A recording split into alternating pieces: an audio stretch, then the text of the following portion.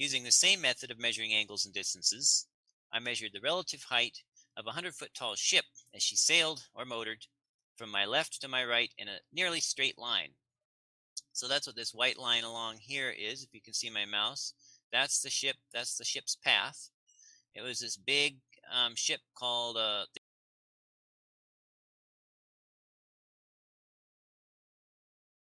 the overseas Boston. I think it was a tanker, an oil tanker, and it's 100 feet tall. And I measured all these red lines represent the angles that I measured the vertical angle at. So I measured the vertical angle, and from the distance and the angle, I calculated, and this is at only like the line. So with the distance and the angle, I calculate. Well, it wasn't really that far, but it was about 6 miles. Past 6 miles from me. So this wasn't even all that far. This isn't like any 100-mile shots or anything.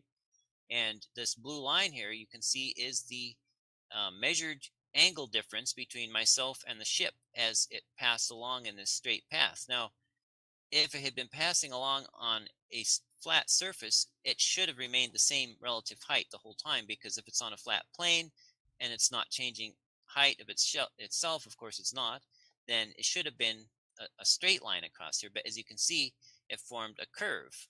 So congratulations to Jesse Gordon for measuring the hump. So he's claiming that we see these ships and we measure them doing a curve. Okay, well, I don't think he thought that one through. You'd have consequences. Then airplanes and helicopters would also curve measurably. So they would measurably have to tilt their nose down. Also, if we look into the surveys, if we're looking way out in the distance to try and measure spherical excess, then as we got higher, then the angle would increase, as demonstrated by the red lines. But that is not reality.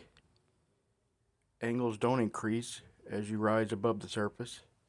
And if it did, we would have put this debate to rest a long time ago just by measuring points in the distance and then higher elevations above the points to measure the angles. But like I said, the angles do not increase with elevation as they would have to on a globe.